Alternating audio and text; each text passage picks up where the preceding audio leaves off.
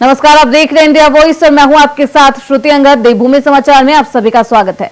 Bulletin करते हैं शुरुआत। उत्तराखंड के मुख्यमंत्री पुष्कर सिंह धामी का जम्मू कश्मीर के सांबा पहुंचने पर भाजपा पदाधिकारियों और पार्टी कार्यकर्ताओं ने जोरदार स्वागत किया है। इस दौरान भाजपा के राष्ट्रीय महासचिव और जम्मू कश्मीर प्रभारी तरुण चुग भी मौजूद रहे।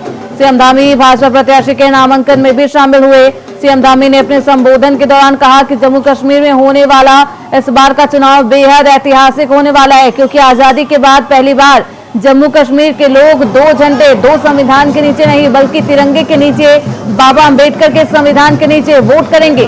सीएम ने रोड शो के साथ ही जनसभा को भी संबोधित किया। क्या कुछ कहा, आइए सुनिए। जम्मू कश्मीर विधानसभा के सांबा विधानसभा में आज भाई सुरजीत सिंह सलेथिया जी के इस नामांकन रैली और आज के भव्य रोड शो कार्यक्रम के बाद आप सबके बीच में अभी आपने जिनका संबोधन सुना, भारतीय जनता पार्टी के राष्ट्रीय महासचिव, जम्मू और कश्मीर के प्रभारी, जिन्होंने आज संगठन को गांव-गांव तक पहुंचाने का काम किया है, और आज हमारे प्रधानमंत्री आदरणीय मोदी जी के नेतृत्व में इतना अपार जनसमूह जगह जगह पर एकत्र हो रहा है। ऐसे आदरणीय तरुण चुग जी,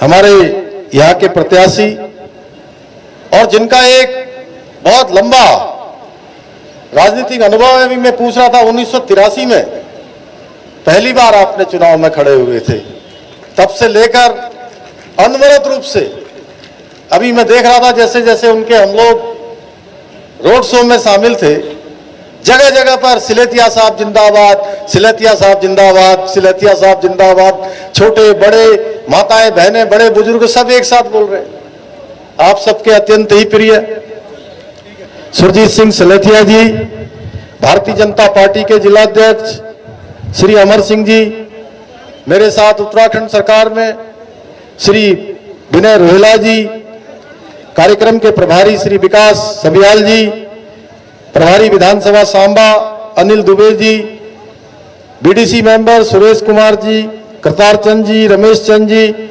सुदर्शन सिंह जी, अवतार सिंह जी, राष्ट्रीय सचिव अभिषेक मोर्चा ऋषि पाल वर्मा जी, पूर्व जिलाध्यक्ष सांबा जगबीर सिंह जी, एवं कार्यक्रम में उपस्थित भारतीय जनता पार्टी के सभी हमारे पदाधिकारीगण, सभी हमारे मंडलों के अध्यक्ष, और इस कार्यक्रम में बड़ी संख्या में पधारे मेरे सांबा क्षेत्र के सभी बड़े बुजुर्ग, सभी उपस्थित माताएं बहनें, मेरे सभी नौजवान साथियों, उपस्थित मीडिया के हमारे पत्रकार मित्रों एवं छायाकार बंधुओं,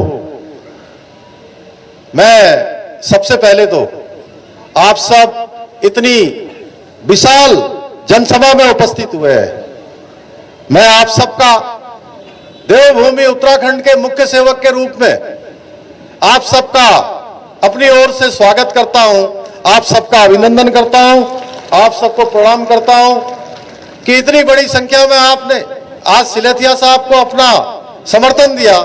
रास्ते भर हमारा और साथ में तरुण चुग जी का भी आप सबने हृदय से फूल मालाओं से जो स्वागत किया है, जो अभिनंदन किया है, मैं भी आपका हाथ जोड़कर अभिनंदन करता हूं, स्वागत करता हूं। भाइयों बहनों, मैं चीची माता की इस पवित्र भूमि को प्रणाम करता हूं। भाइयों बहनों, देवभूमि उत्तराखंड जिस प्रकार वीर सैनिकों और बलिदानियों की भूमि है, पूरे अभी तरुण जी कह रहे थे कि आज इन सीमावर्ती क्षेत्रों का, इस सीमांत क्षेत्रों का, इन बॉर्डरों पर आज सुरक्षा के प्रहरी के रूप में उत्तराखंड के सैनिक बहुत बड़ी संख्या में देश की सेवा में, देश के कोने कोने पर हर देश की सुरक्षा में तैनात है। उसी प्रकार से सांबा की इस महान भूमि ने भी मां भारती की सेवा में अनेक वीर योद्धा समर्पित किए हैं। ऐसे वीरों और सूरवीरों की भूमि को भी मैं दोनों हाथ जोड़कर शीश नवाकर प्रणाम करता हूं।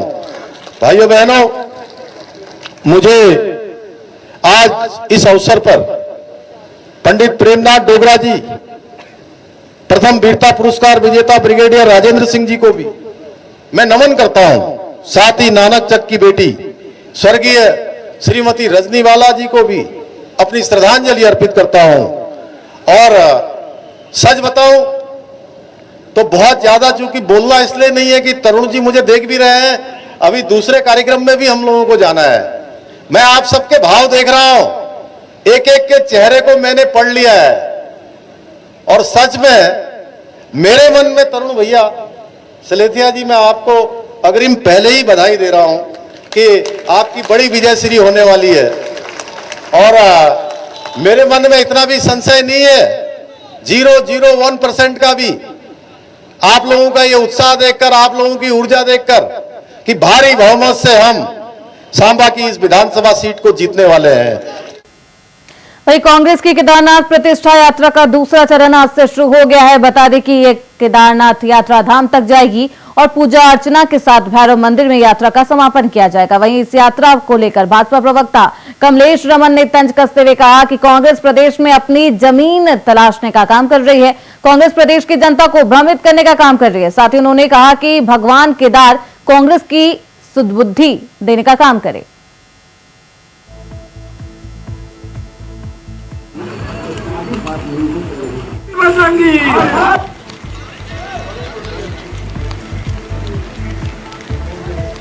तो जनता को भ्रमित करने का काम कर रही है कांग्रेस, कमलेश जी का ये कहना रहा। और केदारनाथ प्रतिष्ठा यात्रा को लेकर सियासत तेज हो गई है। आज इस यात्रा की शुरुआत हुई है। इस यात्रा को लेकर बीजेपी ने तंज कसा है कांग्रेस पर। कांग्रेस को जनता ने कुछ काम नहीं दिया है और इसीलिए शायद वो सड़कों पर है और अपनी जमीन तलाशने का काम कर रहे हैं, अपने आप को स्थापित करने का काम कर रहे हैं और प्रदेश की जनता को इस तरह की यात्रा चला करके भ्रमित करने का काम कर रहे हैं। और मुझे लगता है कि प्रदेश की सड़कें बहुत बेहतर और बहुत अच्छी हो चुकी है। मुझे लगता है इसीलिए जो है कांग्रेस के लोग उस पर चल करके अपनी यात्रा को पूर्ण कर रहे हैं और केदार बाबा उनको सद्बुद्धि दे और उनके संगठन में जिस तरीके से सरफुटबॉल चल रही है, मुझे लगता है उस चीज के लिए शायद वो यात्रा निकाल रहे हैं। तो ये बहुत अच्छी बात है कि अगर कांग्रेस को सद्बुद्धि आ जाए तो।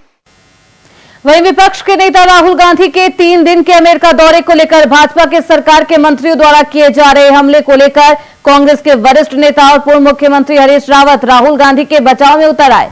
हरीश रावत का कहना है कि भारतीय जनता पार्टी, पूरी केंद्र सरकार और उनके सारे नेतागण राहुल फोबिया से ग्रसित हो गए हैं, राहुल से डरे हुए हैं। राहुल गांधी के बयान में बीजेपी के पेट में ऐंठन पैदा हो जाती है। उनके बयानों को तोड़ मरोड़ कर पेश किया जा रहा है। सारे प्रचार तंत्र को प्रचार में लगा दिया गया है। अगर भारतीय जनता पार्टी की आलोचना करना, देश की आलोचना करना है तो इसे दुर्भाग्यपूर्ण और कुछ नहीं हो सकता।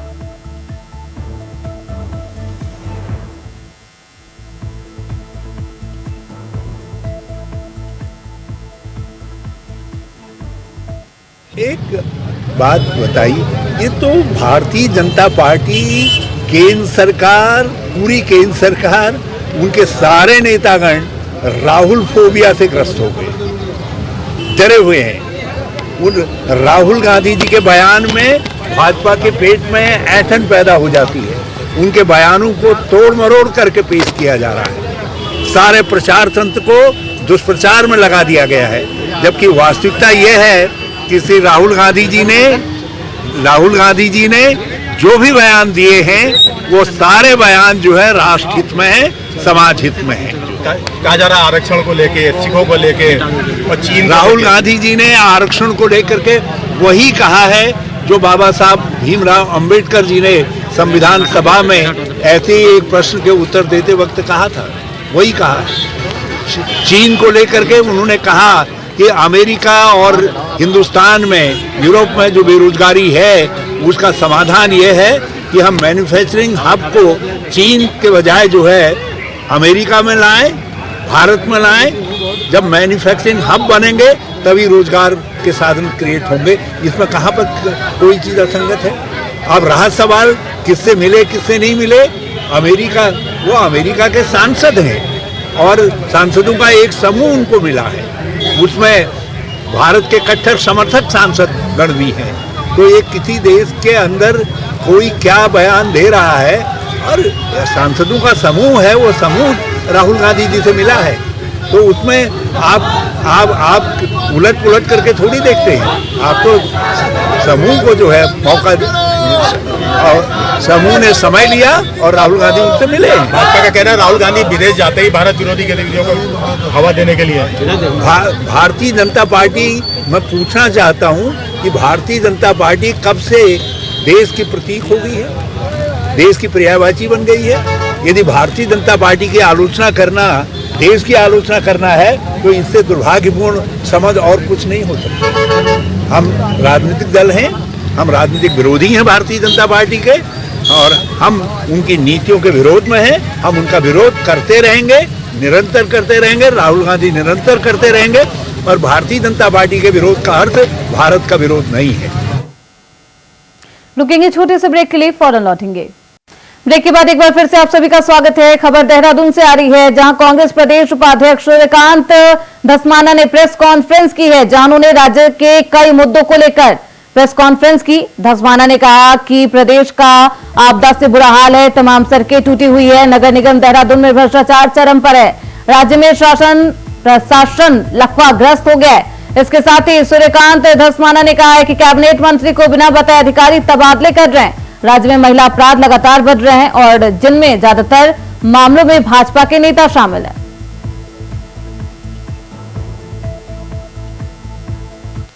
देखिए, राज्य में इस समय सरकार नाम की कोई चीज नहीं है। मुख्यमंत्री जी से लेकर के राज्य के मंत्रिमंडल के सदस्य जिस प्रकार का आचरण उनका है, मुख्यमंत्री जी को हाई कोर्ट, सुप्रीम कोर्ट फटकार लगा रहा है। राजा की तरह व्यवहार न करें, चुने हुए मुख्यमंत्री की तरह काम करें, ये सुप्रीम कोर्ट कह रहा है। राज्य के कैबिनेट मंत्री कह रहे हैं कि उनके विभाग में ट्रांसफर, पोस्टिंग, अटैचमेंट कैसे हो रहे हैं उनको पता ही नहीं है, चेतावनी पत्र जारी कर रहे हैं। राज्य की एक मंत्री FIR करा रही है पुलिस में कि मेरे पति का नाम पासपोर्ट में, आधार कार्ड में और अपने तमाम रिकॉर्ड में कोई महिला दर्ज करके और उनके घर से बहुत बड़ी चोरी करके चली गई। राज्य के अंदर मंत्रिमंडल की बैठक लगातार 2 बार स्थगित हो गई, मंत्रिमंडल की बैठक हो नहीं पा रही। शिक्षकों की हड़ताल, राज्य के अंदर स्वास्थ्य सेवाएं जर्जर, पूरा प्रदेश आपदा से ग्रस्त, महिलाओं के खिलाफ लगातार हिंसा के मामले जिसमें भाजपा के लोग शामिल हैं। ये स्थिति पूरे प्रदेश की है। सरकार नाम की चीज कोई प्रदेश के अंदर है नहीं। प्रचंड बहुमत इस राज्य की जनता ने दूसरी बार दिया बीजेपी को, लेकिन हालात प्रदेश के जिस प्रकार से बीजेपी ने कर दिए हैं वो बहुत चिंताजनक है। कांग्रेस एक मुख्य विपक्षी पार्टी, जिम्मेदार पार्टी होने के नाते हमें चिंता है कि राज्य की जनता का जो हाल हो रहा है, विद्यार्थियों का जो हाल हो रहा है, मरीजों का जो हाल हो रहा है, आम जनता का जो हाल हो रहा है, बहुत बुरा है। उसके लिए पूरी तरह से भारतीय जनता पार्टी जिम्मेदार है और कांग्रेस के पास अब कोई विकल्प बचा नहीं है। इस सरकार के खिलाफ हम सड़कों पर जो हमारा आंदोलन चल रहा है, और विशेष तौर पे महिलाओं के खिलाफ जो हिंसा के मामले हैं वो लगातार जिस प्रकार से बढ़ रहे हैं, और उसमें भाजपा के लोग शामिल हैं और भाजपा के अध्यक्ष समेत तमाम बीजेपी के लोग बेशर्मी से उनका बचाव कर रहे हैं। पुलिस एक्शन नहीं कर रही है, उनको मौका दे रही है कि वो कोर्ट से जमानतें कर ले। ये हालत पूरे प्रदेश की भाजपा ने आज बना दी है। हमारे पूरे राज्य के अंदर जो स्थितियां हैं उसके खिलाफ कांग्रेस अब सड़कों पर उतर रही है। लगातार हम आंदोलन कर रहे हैं और इस सरकार को अब हम चैन से बैठने नहीं देंगे। वहीं केदारनाथ धाम यात्रा मार्ग पर पैदल यात्रा करने वाले श्रद्धालुओं की सुरक्षा के इंतजाम और अधिक पुख्ता होंगे। यात्रा मार्ग पर भारी बारिश के बीच स्लाइडिंग और डेंजर जोन में अब यात्रियों को हेलमेट पहनकर रास्ते पार करवाए जाएंगे। ऐसे स्थानों पर यात्रियों को सचेत करने और सतर्कता की जानकारी देने के लिए अनाउंसमेंट सिस्टम का भी सहारा लिया जाएगा। गढ़वाल कमिश्नर विनय शंकर पांडे और आपदा सचिव विनोद सुमन ने केदारनाथ यात्रा और आपदा संबंधित बैठक लेने केदार घाटी पहुंचे। अतिवृष्टि के चलते हुई क्षति के बाद हुए पुनर्स्थापना कार्यों की समीक्षा भी की।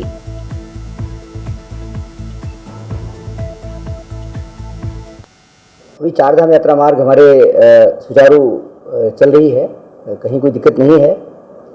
कुछ जनपदों के लिए रेड अलर्ट और कुछ जनपदों के लिए ऑरेंज अलर्ट जारी किया गया है। जिन जनपदों में रेड अलर्ट जारी किया गया है वहाँ के जिलाधिकारी से मैं टच में हूँ। कल मेरी सभी से बात हुई है, डिटेल में क्या क्या कार्रवाई की जानी है उसके बारे में बात हुई है। लिखित में उनको पहले भेजा जा चुका है ऑफिस के द्वारा। हमारा प्रयास है कि जब तीव्र बरसात होगी या अधिक बरसात होगी तो उसमें क्या क्या मेजर्स लिए जाने हैं, क्या क्या कार्रवाई की जानी है, उसके लिए वो कार्रवाई करें। जिलाधिकारी तैयार हैं सभी उस कार्रवाई के लिए। सो अपना जहाँ जहाँ रास्ते ब्लॉक होने की संभावना है वहाँ पे ऑलरेडी JCB मशीनें और गैंग वगैरह तैनात हैं ताकि किसी प्रकार की स्थिति से निपटा जा सके। जहाँ जल भराव होने की संभावना है वहाँ ऑलरेडी हमने उपाय कर लिए हैं। NDRF SDRF की तैनाती हो, चाहे पुलिस बल की तैनाती हो या राफ्ट नाव जो भी आवश्यकता हो उसकी व्यवस्था कर ली गई है।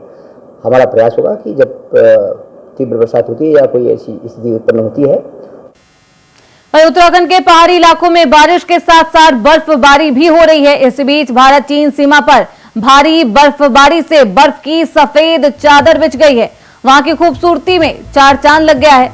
बर्फबारी के बाद सर्द हवाएं भी चल रही है जिसमें मौसम ठंडा हो गया है। रामनगर के साथ साथ कोटद्वार में भी लगातार बारिश का कहर जारी है। मौसम विभाग ने पहले ही अलर्ट कर सभी को चेता दिया है कि 3 दिन लगातार भारी बारिश होने की संभावना है। वहीं कल देर रात से ही लगातार बारिश हो रही है जिसकी वजह से जगह जगह लैंडस्लाइडिंग हो गई है और कई रास्ते बंद है। वहीं केदारनाथ के पहाड़ों में हो रही बारिश के बाद ठंड भी लौट आई है। केदारनाथ धाम, बद्रीनाथ धाम, हेमकुंड साहिब की ऊंची चोटियों पर बर्फबारी शुरू हो गई है।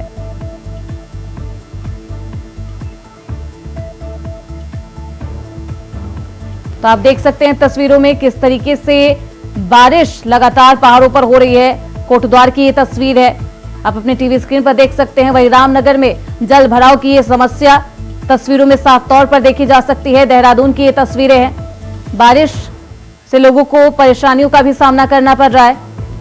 और वहीं हरिद्वार की चौथी तस्वीर हम आपको टीवी स्क्रीन पर दिखा रहे हैं किस तरीके से बारिश की वजह से लोगों को यातायात में परेशानी हो रही है। केदारनाथ में आप देख सकते हैं किस तरीके से बर्फबारी के साथ साथ सर्दी का मौसम आ गया। आज से जो है 24 घंटे होने को जाएंगे शाम तक। क्या कहते हैं, इसमें बारिश लगातार हो रही है और DM साहब ने भी जिले के अंदर स्कूलों की छुट्टियां कर दी हैं। और ये उफान नाले उफान पे हैं। इधर नोहान साइड में इधर अभी कुछ दिनों पहले पुल दोबारा टूट गया था, वो नाले भी खूब उफान पे चल रहे हैं। कोशिश कई बार जल स्तर खूब बढ़ चुका है। वहीं देहरादून के नए जिलाधिकारी ने बाल भिक्षावृत्ति को रोकने के लिए बेहतरीन कार्य योजना बनाई है। जिलाधिकारी सवीन बंसल ने अधिकारियों को जिले में बाल भिक्षा को रोकने के निर्देश दिए। अब बच्चे भीख मांगते हुए नजर नहीं आएंगे। इसे रोकने के लिए पेट्रोलिंग टीम बनेगी। अभियान को सफल बनाने के लिए 12 होमगार्ड PRD की तैनाती भी की जाएगी। उन्होंने कहा कि जल्द ही जिले में 2 पेट्रोलिंग वाहन का भी शुभारंभ किया जाएगा। हम कहीं कमर्शियल कॉम्प्लेक्सेस के आसपास जहाँ पे हमारे बिजी चौक्स हैं, ट्रैफिक क्रॉसिंग्स हैं, सिग्नल्स हैं, वहाँ पे अक्सर देखते हैं कि हर एक एज ग्रुप के बच्चे इसमें इन्वॉल्व हैं, बेगरी में, जो कि उनका राइटफुल स्थान नहीं है। फंडामेंटल राइट्स के अकॉर्डिंग हमारे मॉरल ड्यूटी भी है कि उनका स्थान स्कूल में है तो वहाँ पे उनको डाला जाए, किसी तरह लिंक किया जाए, जो भी प्रयास करने पड़े। हमारी गवर्नमेंट ने हर तरह की फैसिलिटी बनाई हुई है, हर तरह की स्कीम्स हैं, पर कहीं ना कहीं पे कुछ ग्राउंड लेवल पे कुछ ना कुछ तो गैप है जो वो बच्चे अभी भी हमको विजिबल हैं उन स्पॉट्स पे। तो जो हमने ऑब्जर्व किया और जो अन्य संस्थाओं से भी कंसल्ट किया, CWC या कुछ हमारी अच्छी NGOs काम कर रही हैं इसमें, जो उसका साइकिल है वो ब्रेक नहीं हो पा रहा बेगरी का। वहीं देहरादून के वरिष्ठ पुलिस अधीक्षक अजय सिंह ने कहा है कि सत्यापन न कराने वालों पर पुलिस एक्ट में कार्रवाई की जाएगी। पलटन बाजार में युवती से छेड़खानी की घटना के बाद अब बड़े स्तर पर सत्यापन अभियान शुरू किया गया है। वरिष्ठ पुलिस अधीक्षक अजय सिंह के नेतृत्व में पलटन बाजार और उसके आसपास के बाजारों में सत्यापन अभियान चलाया जाएगा। इस दौरान कई संदिग्धों को भी हिरासत में लेकर पूछताछ की गई है। सभी का पुलिस लाइन और थाने में सत्यापन कराया गया है। सत्यापन की ड्राइव है। एक तो पर्पजली पलटन बाजार, चूँकि हमारा हार्ट ऑफ द सिटी एक बहुत बड़ा बाजार है जहाँ बहुत सारी महिलाएं, बच्चे भी आते हैं, यहाँ पर शॉप्स हैं, वहाँ पर लगातार आते हैं। तो इस बाजार में घटना होने के कारण विशेष सतर्कता के तहत जितने भी हमारे सत्यापन अभियान है, ऐसे लोग हैं जो फल ठेली लगा रहे हैं जो वहाँ के नियमित रूप से दुकानदार नहीं है, लेकिन आके बाहरी राज्यों से या कहीं अन्य जगहों से आकर यहाँ पर फल ठेली लगाते हैं, जिनका कोई वेरेबाउट वेरीफाइड नहीं रहता है कि कहाँ से आए और कहाँ गए। क्योंकि एक घटना यहाँ पर हुई थी और उस घटना से सबक लेते हुए कि भविष्य में ऐसा कोई ईवटीजिंग की घटना ना हो, तो लगातार सत्यापन अभियान जो है बाजार में चल रहा है। साथ ही साथ इसी तरह अन्य क्षेत्रों में भी जहाँ इस तरह की शिकायत है, पब्लिक द्वारा शिकायत की जा रही है, काफ़ी सारे लोग बाहर के आके बसे हैं, किराए पर रह रहे हैं, तो उसको भी पुलिस एक्ट के प्रावधानों के तहत उनका सत्यापन चल रहा है, जो निरंतर ऐसे क्षेत्रों में लगातार जारी रहेगा। इसी के साथ इस बुलेटिन बस इतना ही। देखते रहिए इंडिया वॉइस।